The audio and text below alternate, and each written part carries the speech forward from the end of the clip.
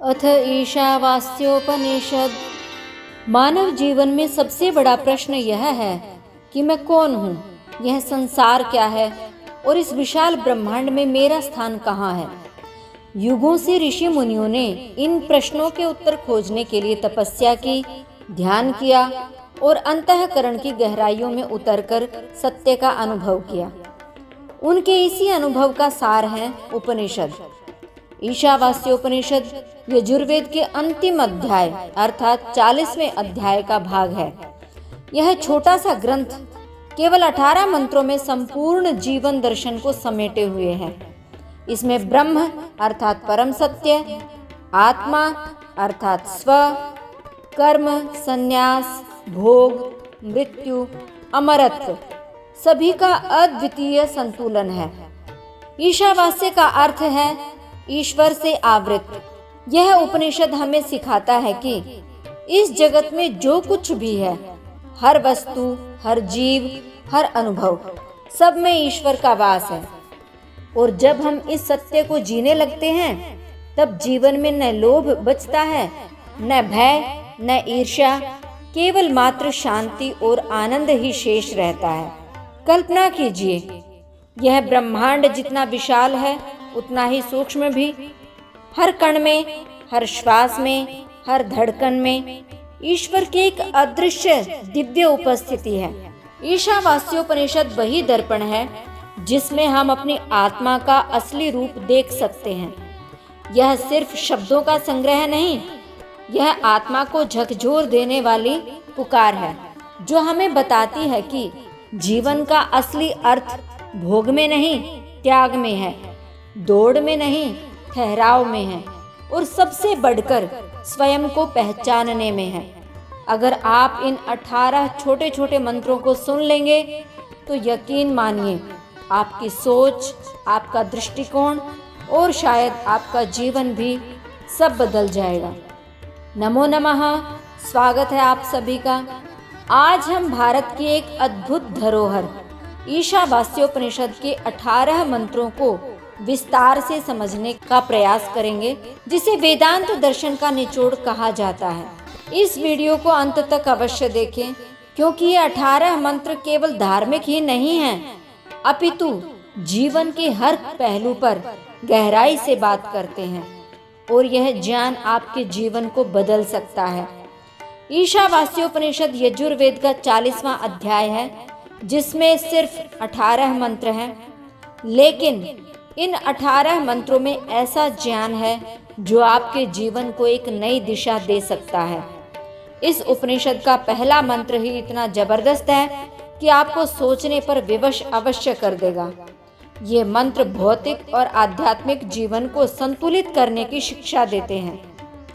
ईशावास्यमिदं सर्वम से प्रारंभ होकर यह उपनिषद हमें त्याग, कर्म, आत्मा की अमरता और ज्ञान की महिमा समझाता है।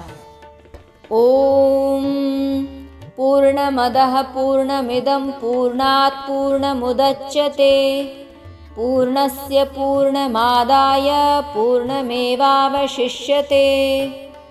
ओम शांतिः शांतिः शांतिः। ओम वह पूर्ण है और यह भी पूर्ण है, क्योंकि पूर्ण से पूर्ण की ही उत्पत्ति होती है तथा पूर्ण का पूर्णत्व लेकर पूर्ण ही शेष रहता है। ओम शांति ही शांति ही शांति ही। यह महावाक्य कई अर्थों में अनूठा है। एक तो इस अर्थ में कि ईशावास्योपनिषद इस महावाक्य पर शुरू भी होता है और पूरा भी। जो भी कहा जाने वाला है, जो भी कहा जा सकता है, वह इस सूत्र में पूरा आ गया है। जो समझ सकते हैं उनके लिए ईशावास्योपनिषद आगे पढ़ने की कोई आवश्यकता नहीं है। जो नहीं समझ सकते हैं, शेष पुस्तक उनके लिए ही कही गई है। इसीलिए साधारणतः ओम शांति ही शांति ही शांति ही का पाठ, जो कि पुस्तक के अंत में होता है, इस पहले वचन के ही अंत में है। जो जानते हैं उनके हिसाब से बात पूरी हो गई, और जो नहीं जानते हैं उनके लिए केवल मात्र शुरू होती है। इसलिए भी यह महावाक्य बहुत अद्भुत है कि पूर्व और पश्चिम के सोचने के ढंग का भेद इस महावाक्य से स्पष्ट होता है। दो तरह के तर्क, दो तरह के लॉजिक सिस्टम्स विकसित हुई है इस दुनिया में, एक यूनान में और एक भारत में। यूनान में जो तर्क की पद्धति विकसित हुई उससे पश्चिम के सारे विज्ञान का जन्म हुआ, और भारत में जो विचार की पद्धति विकसित हुई उससे धर्म का जन्म हुआ। दोनों में कुछ बुनियादी भेद हैं, और सबसे पहला भेद यह है कि पश्चिम में यूनान ने जो तर्क की पद्धति विकसित की उसकी समझ है कि निष्कर्ष या कॉन्क्लूजन हमेशा अंत में मिलता है। साधारणतः ठीक मालूम होगी बात, हम खोजेंगे सत्य को, खोज पहले होगी, विधि पहले होगी, प्रक्रिया पहले होगी, निष्कर्ष तो अंत में हाथ में आएगा। इसलिए यूनानी चिंतन पहले सोचेगा, खोजेगा और अंत में निष्कर्ष देगा। भारत ठीक इसके विपरीत सोचता है।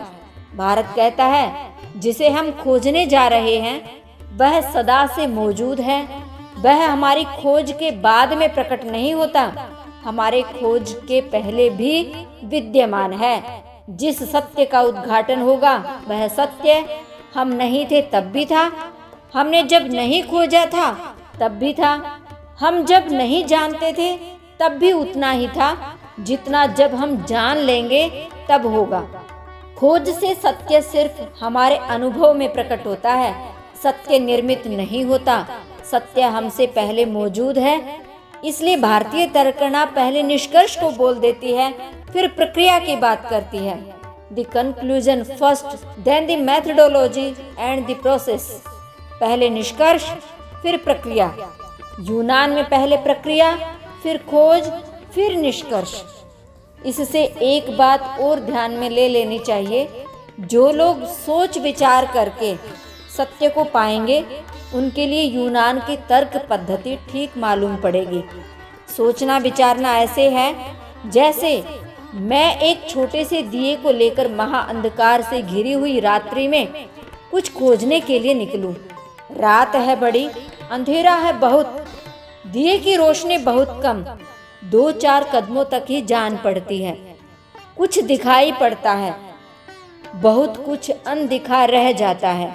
जो दिखाई देता है उसके लिए जो भी निष्कर्ष लिए जाते हैं वे अस्थायी होंगे, क्योंकि थोड़ी देर के बाद कुछ और भी दिखाई देगा, जिसके दिखाई देने के पश्चात निष्कर्ष को बदलना आवश्यक होगा। फिर थोड़ी देर बाद कुछ और दिखाई देगा और निष्कर्ष को पुनः बदलना आवश्यक हो जाएगा। इसलिए पश्चिम का विज्ञान चूंकि यूनान के तर्क को मानकर चलता है, उसका कोई भी निष्कर्ष अंतिम नहीं हो सकता। उसके सभी निष्कर्ष अस्थायी, काम चलाऊ, अभी जितना जानते हैं उस पर आधारित है। कल जो जाना जाएगा उससे बदलाहट हो जाएगी या उससे सब कुछ बदल सकता है। इसलिए पश्चिम का कोई भी सत्य निरपेक्ष, पूर्ण या सत्य नहीं है।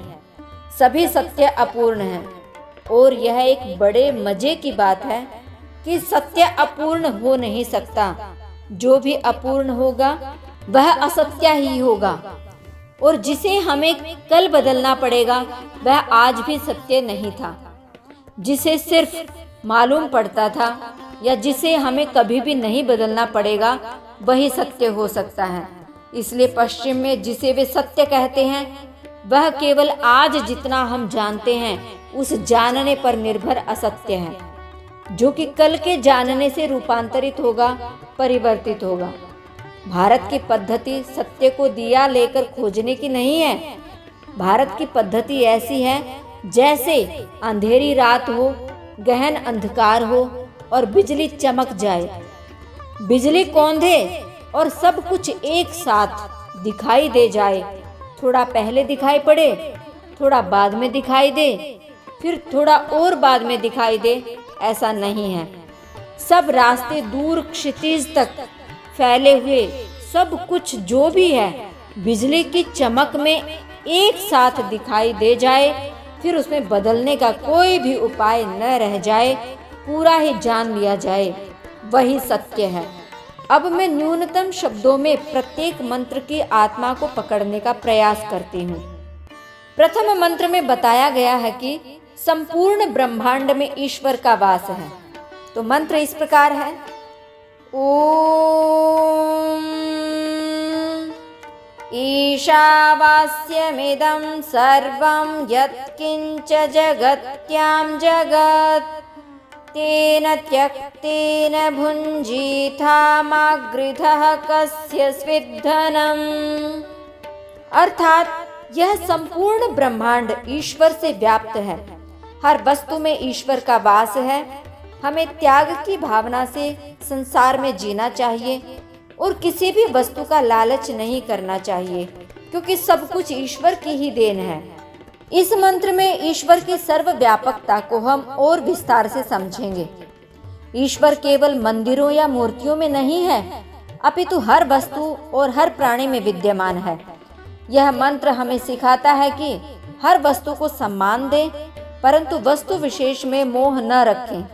त्याग का मतलब यह नहीं कि हम वस्तुओं का उपयोग न करें, अपितु यह समझें कि वे ईश्वर की देन है। मागृधः का अर्थ है लालच मत करो। हमें अपनी आवश्यकताओं तक सीमित रहकर जीना चाहिए और दूसरों के अधिकारों का अतिक्रमण नहीं करना चाहिए। एक कहानी के माध्यम से इसे समझने का प्रयास करेंगे। एक राजा ने अपने महल के एक हिस्से को गरीब प्रजा के लिए खोल दिया।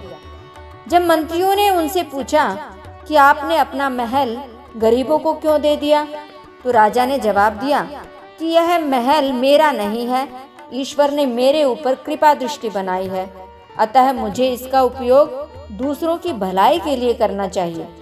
सोचिए, आप एक किराए के मकान में रह रहे हैं। मकान आपका नहीं है, लेकिन फिर भी आप उसका ध्यान रखते हैं। उसी प्रकार यह संसार भी ईश्वर का है। हमें इसकी देखभाल करनी है, लेकिन इसे अपनी संपत्ति मानकर लालच नहीं करना चाहिए। द्वितीय मंत्र में कर्म और जीवन की अवधि के विषय में बताया गया है। ओम कुर्वन्नेवेह कर्माणि जिजीविषेच्छतं समः एवं त्वयि नान्यथेतोऽस्ति न कर्म लिप्यते नरे। अर्थात मनुष्य को अपने कर्म करते हुए 100 वर्षों तक जीने की इच्छा करनी चाहिए। यही जीवन का उचित मार्ग है। जो अपने कर्मों से जुड़े रहते हैं वे पाप से मुक्त रहते हैं। इस मंत्र की हम और विस्तृत चर्चा करते हैं। यह मंत्र हमें कर्म करने की प्रेरणा देता है। यहाँ कर्म का अर्थ केवल भौतिक कार्य नहीं है, अपितु अपने धर्म और कर्तव्य का पालन करना है। यदि हम निष्काम भाव से कर्म करते हैं तो हमें पाप या बंधन का भय नहीं होता।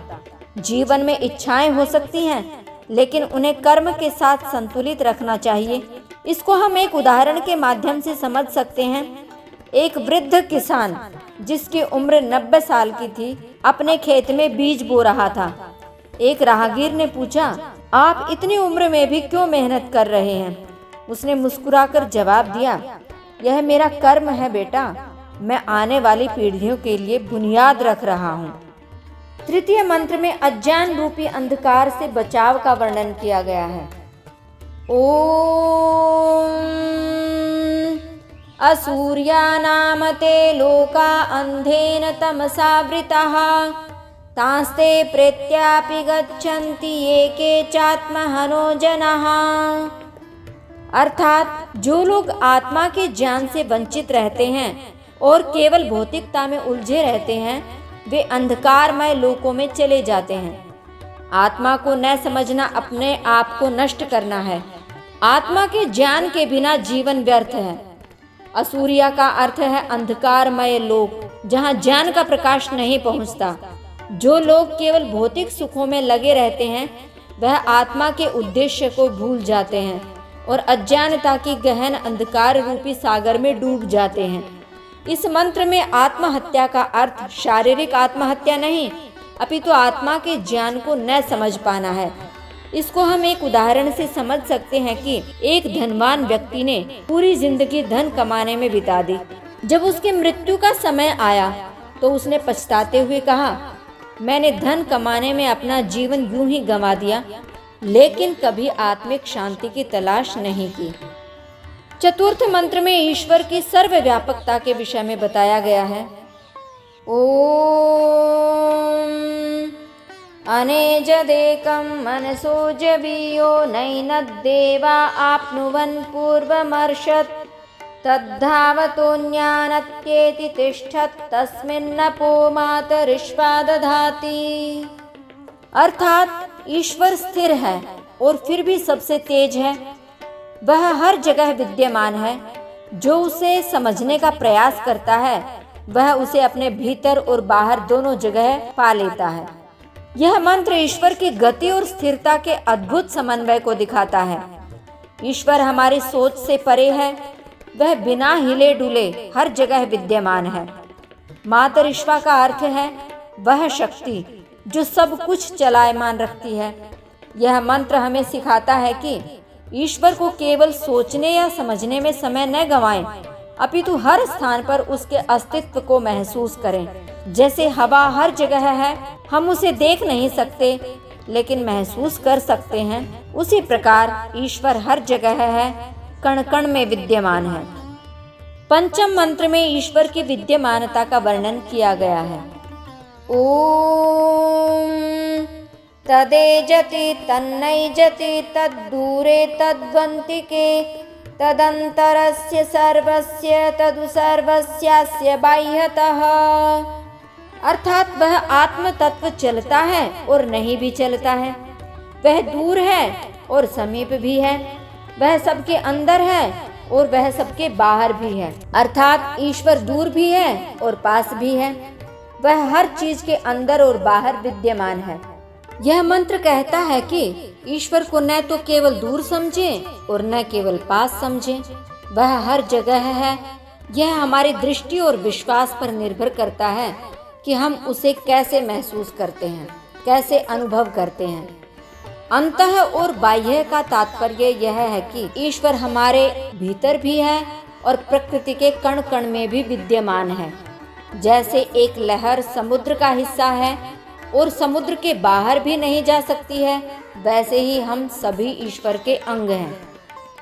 अग्रिम मंत्र में एकता का दर्शन वर्णित है। ओम यस्तु सर्वाणि भूतान्यात्मन्येवानुपश्यति सर्वभूतेषु चात्मानं ततो न विजुगुप्सते।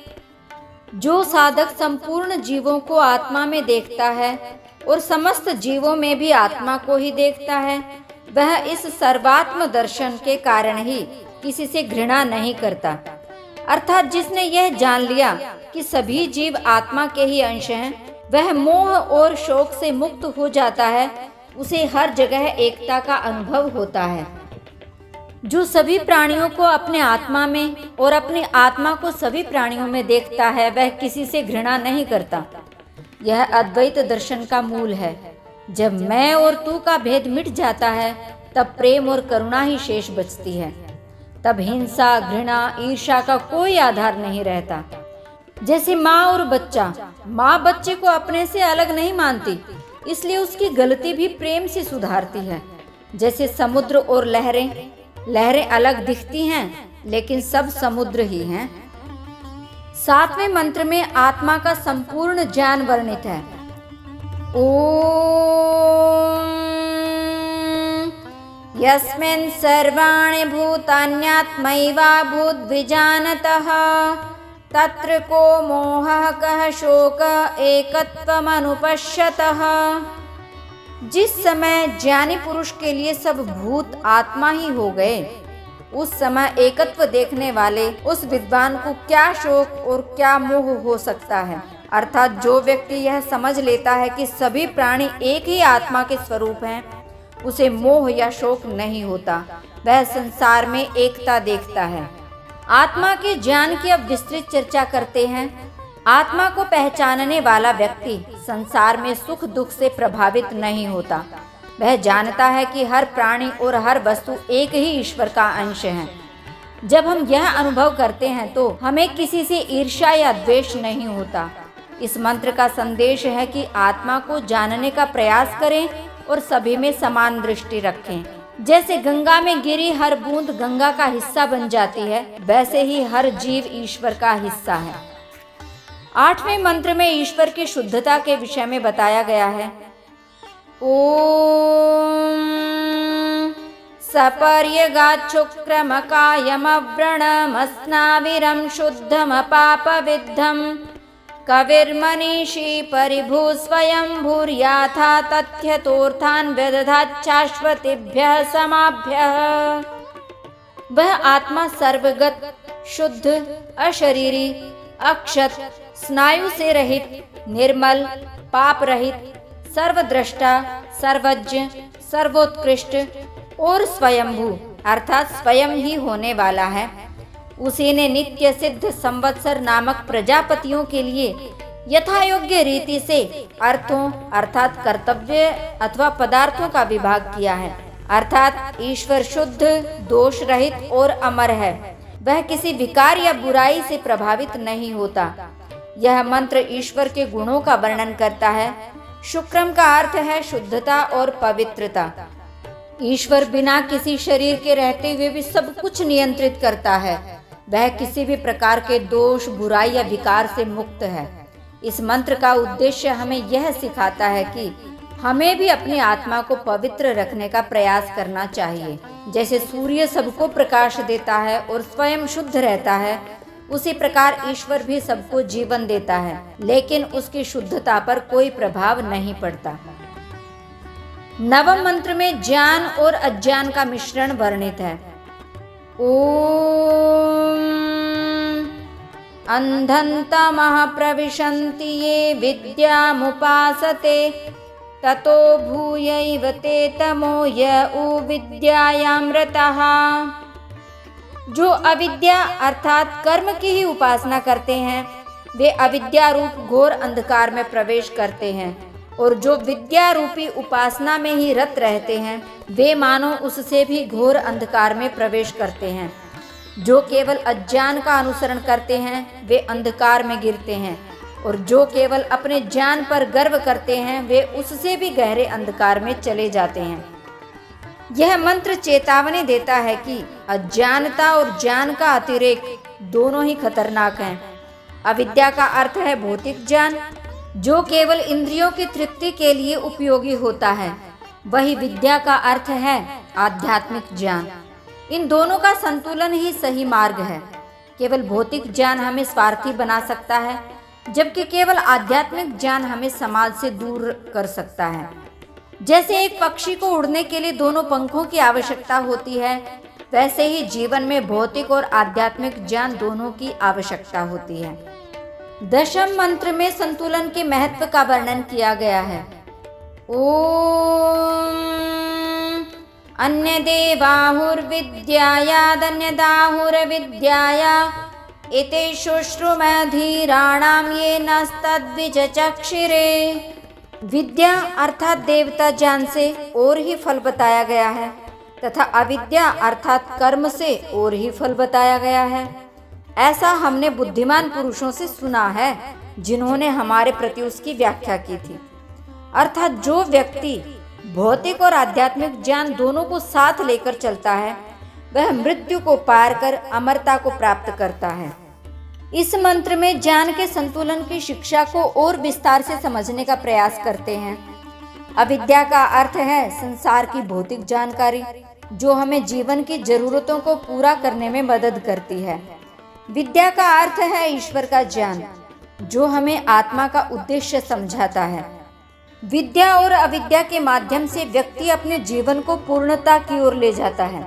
जैसे एक नाविक को नदी पार करने के लिए अपने नाव के साथ बहाव और प्रवाह दोनों का ध्यान रखना पड़ता है, वैसे ही जीवन में भौतिक और आध्यात्मिक दोनों पक्षों का संतुलन आवश्यक है। 11वें मंत्र में ज्ञान और अज्ञान के फल का वर्णन किया गया है। ओम विद्यां च यस्तद्वेदो भयं सः अविद्यया मृत्युं तीर्त्वा विद्ययामृतमश्नुते।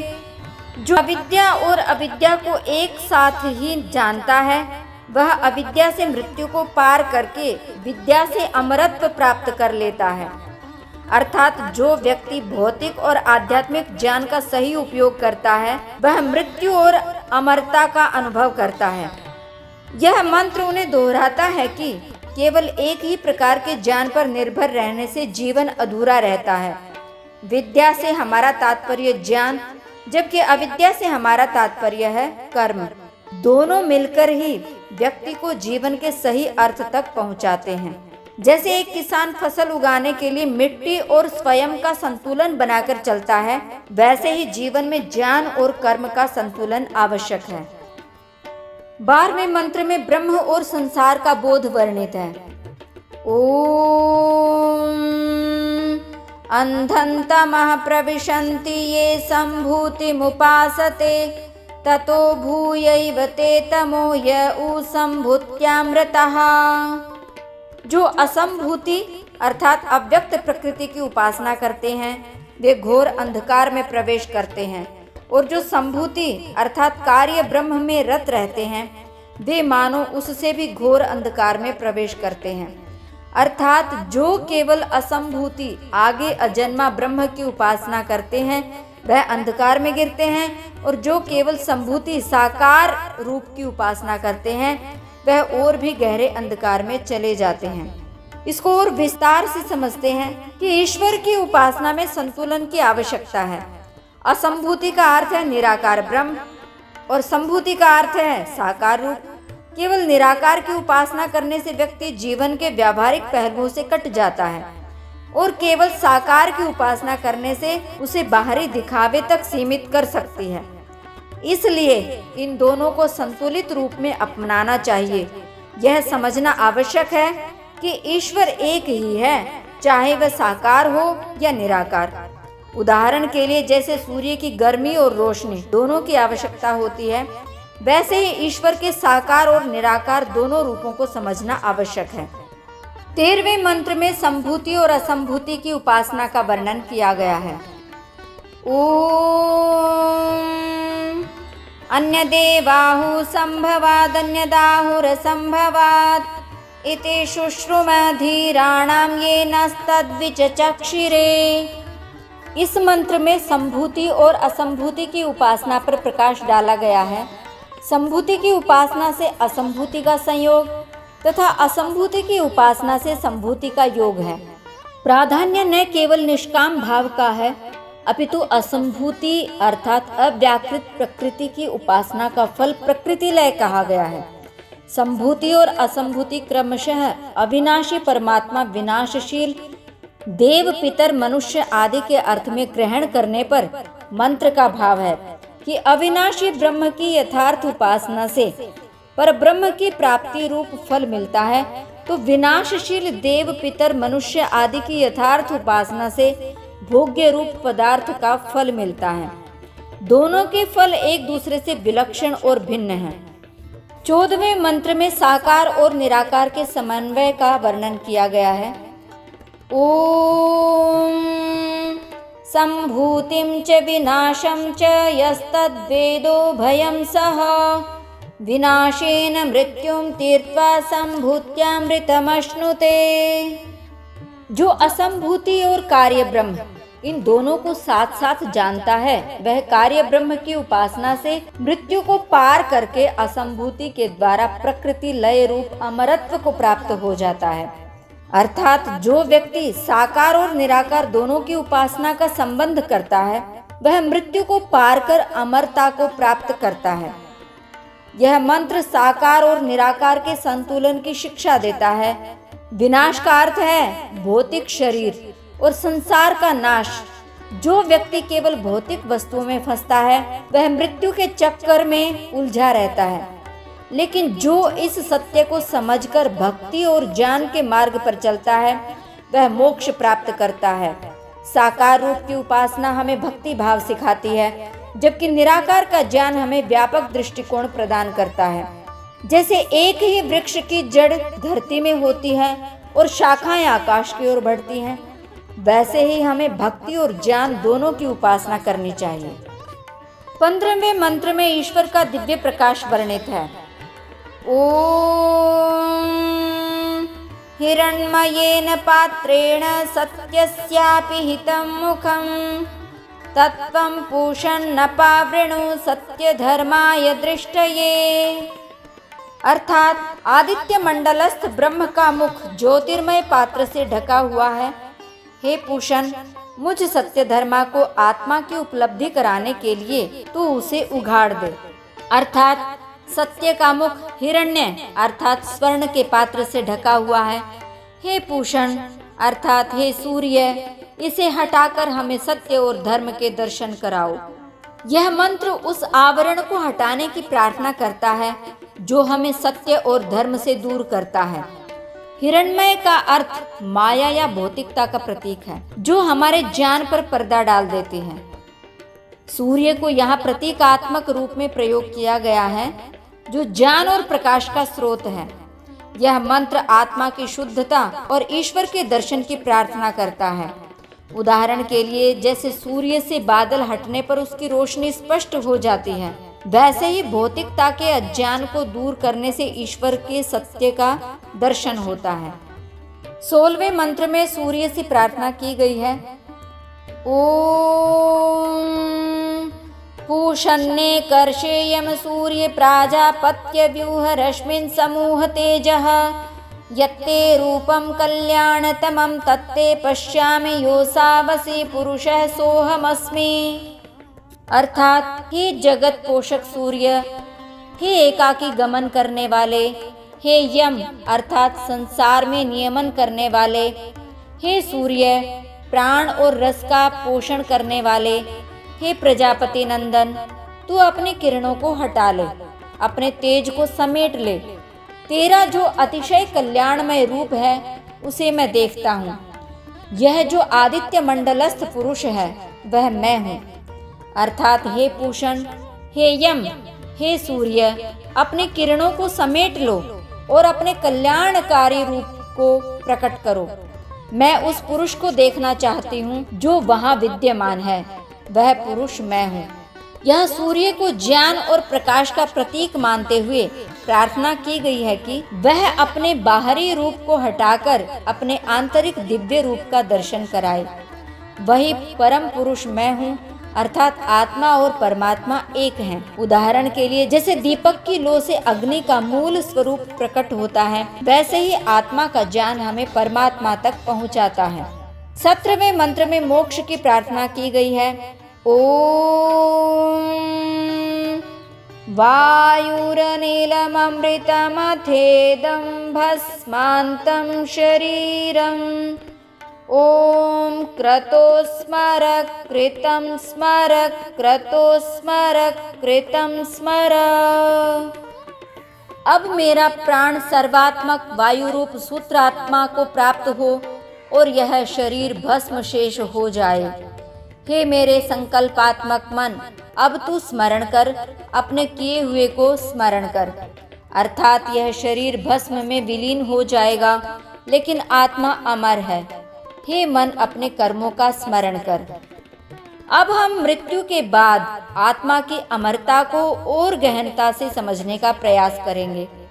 शरीर नश्वर है और भस्म में परिवर्तित हो जाएगा, लेकिन आत्मा अजर है, अमर है।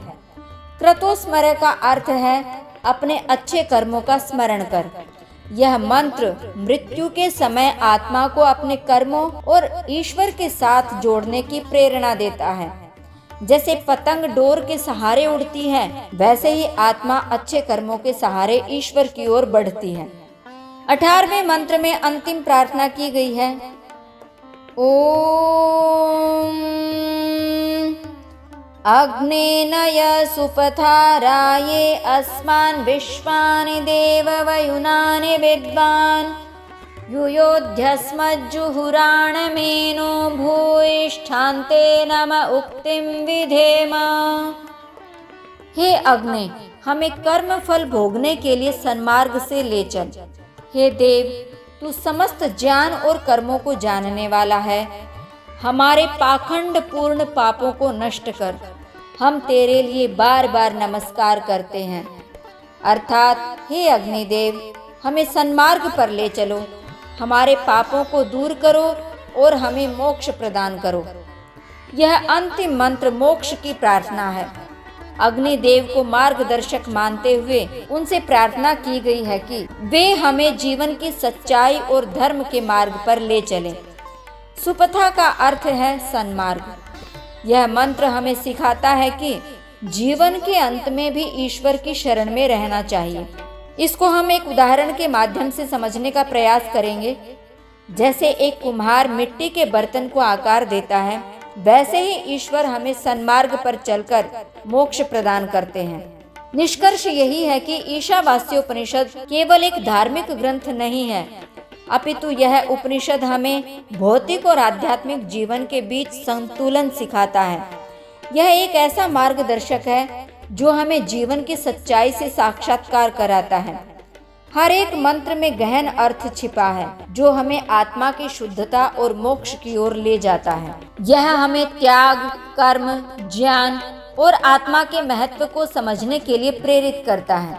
यह हमें सिखाता है कि त्याग, संतोष, कर्म और आत्मज्ञान से ही जीवन को सार्थक बनाया जा सकता है। याद रखिए, ज्ञान बांटने से बढ़ता है। इति ईशावास्योपनिषद।